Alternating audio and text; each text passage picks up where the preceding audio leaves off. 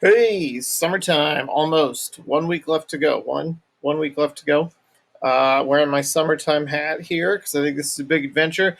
I think this is your last video because I think everything that we're doing, you can just kind of figure out this week. You don't need a lot from me. Um, it's noisy. If it's noisy in here, we're in the basement. It's very wet today. The sump pump might kick in and start running. I got some fans going. We have a leaky basement. So anyway, if you hear, if it seems extra loud, that's what's going on.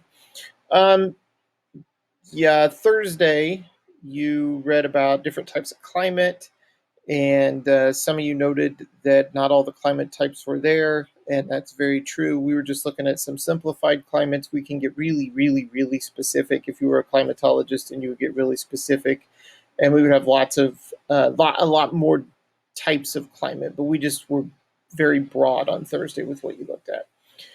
If we were in school right now, we would be doing weather and climate. We would spend a little bit of time about weather.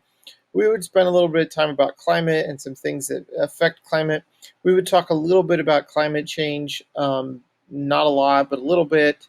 You would tell me that climate change is a natural phenomenon, and I would tell you that there's probably some human causes there too, because when we know what happens with carbon dioxide acting as a greenhouse gas, and then you would say that's all utter nonsense, and I would tell you that the people that denied climate change 20 years ago now acknowledge that climate change is taking place, but they now say that it's not human caused. And so then I would say, well, if those people were wrong 20 years ago about this, why would we trust them now? And then somebody else would say, hey, there were all these articles in the 70s about global cooling. And I would say, hey, that's not entirely true either. What actually happened was that there were a very small handful of articles that speculated about global cooling, but the majority of climate articles talked about global warming taking place. It just so happened that Time and Newsweek put global cooling on their covers instead of global warming on their covers, and so then that's kind of a misdirection and a misinterpretation and whatever. So, we might discuss that a little bit, and at the end of the day, I would say, okay, if climate change isn't caused by people, but we're able to clean up the atmosphere, we're able to give people cleaner air to breathe, is that such a bad thing? Probably not. We can get into arguments and discussions about jobs created and jobs lost. We can get into discussions about is green energy really that much cleaner than fossil fuel energy? Um, you know, there's lots of levels we could go with this. We probably wouldn't go with those on class because the big thing is just that we have some understanding of what climate is, what weather is, and some of the things that affect climate. You know, um, at the end of the day, we would move on with our lives, and everybody think would be great. But um, climate's something that's going to affect you guys in your lifetimes more than mine. I'm halfway through mine. You're just in the beginning stages of yours. So, um, you can go look at projections for Indiana in 2050, and you can see that things can be a little bit different here in 2050. You can look at projections at the end of the century, a little bit different too. And with this corona stuff, we know that projections aren't 100% accurate, but they do give us a good picture. They do give us at least some kind of information, and as we get more data, those projections change. And what we find is that there's a lot of climate models that 10 years ago or 15 years ago projected things. Some were close, some were pretty spot on, some were missed the boat a little bit. So, they're all over the place. And that's why we have to look at lots of different pieces of data. We don't just pick and choose. We look at all of the data and we try to make decisions based on all of the data that we see. And that's what good science is. And that's really what good citizens have to do too. So, in your lifetime, you're going to be presented with lots of information.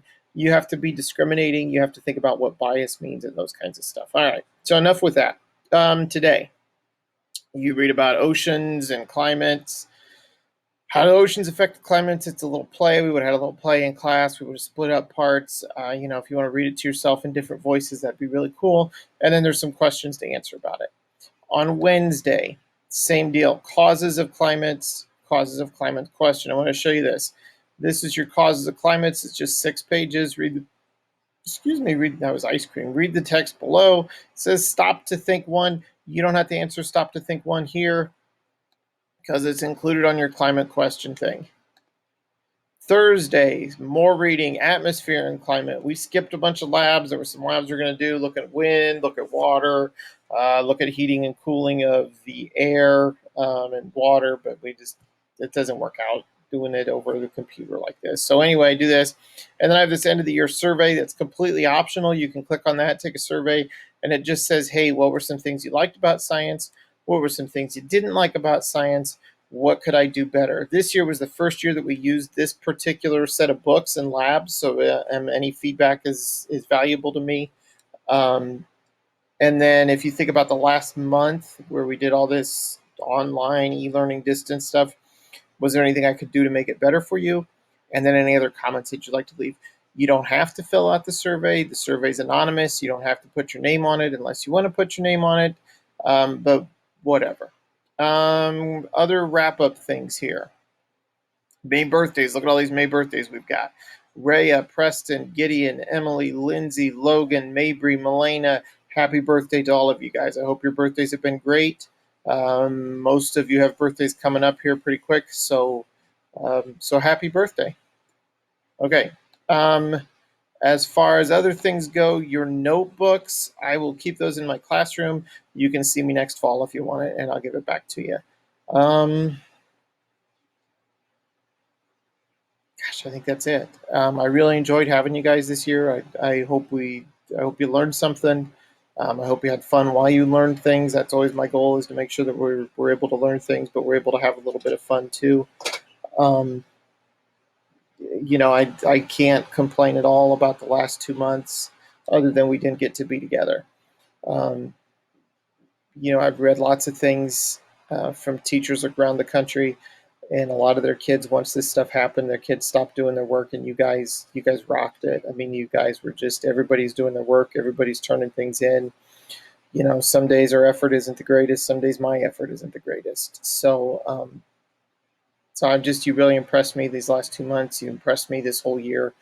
I told a couple people that I feel robbed that we didn't get to spend the whole year together, and that's the truth. So have a safe summer.